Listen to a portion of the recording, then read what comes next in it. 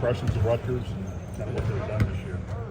Well, obviously, it really starts with their physicality and their defense. They're a very good defensive team. Cliff causes problems in the middle with his ability to change shots and block shots.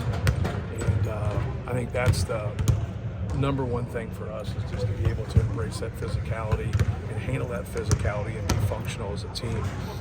But they're very good defensively.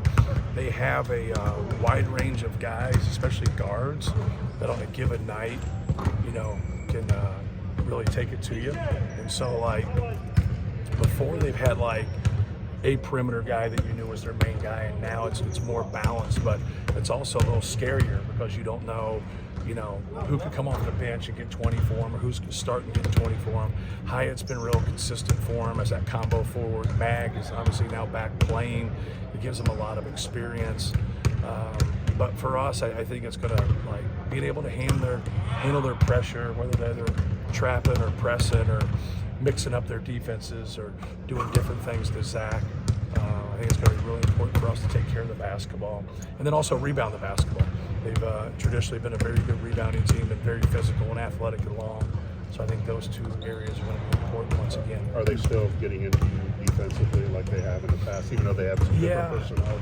Yeah, they do. Yeah, they do. It's not the same just because, last year they had guys that would play 30, 33 minutes, Caleb McConnell, McCahey, and now the guys that are playing, the minutes are a little bit more balanced than that. But yeah, they're going to pressure, they're going to pressure the passer and then make it really hard for us to get the ball to Zach and make it really hard in ball screen offense for us. They get into the basketball, they get out, they drop coverage, they hedge, they'll down some things, so they'll mix some things up.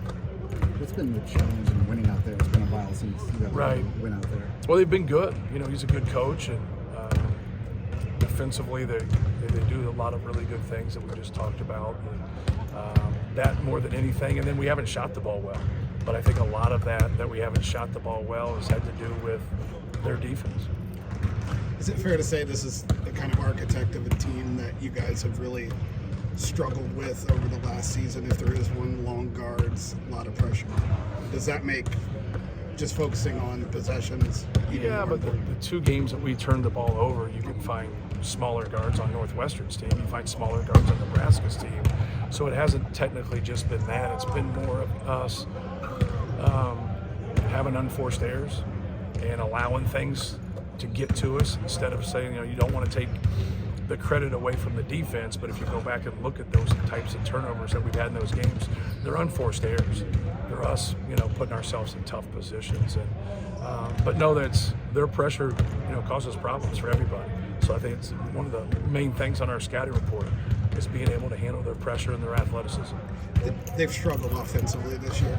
So does that make not giving them the ball, giving them easy looks the other way even more important? No, because, we've seen this before where, teams shoot well against us, right?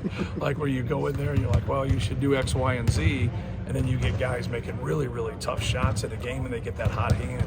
It's kind of that hot hand theory, right? So I'm a big believer when you're preparing for people, always prepare for their best and really try to sell that to your players and say, hey, here's where they are as a team, but always prepare for guards. I always talk about what their high game.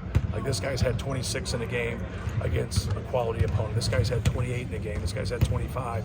So even though those guys might all average 7, 8, 9, they still have the ability in that one game, to score the basketball. Coming off a game where you didn't have any turnovers in the first half, and you had 7 for the game. One of those came at the very end. Right. What was kind of the key there as you went back and looked at the film for you guys not to have those unforced things? Right. Yeah, just took care of the basketball. Made good decisions, moved the basketball when we had to. When you feed the post as much as us, you're going to have a couple in that area. You just are. It doesn't mean that we give into it and tell them it's okay, but you just are. And then we play through ball screens a lot and just making the right decisions on the break and just taking what the defense gives you. And you can't get enough good shots even when you're missing them. Keep getting good shots, and our ability to rebound really enforces that.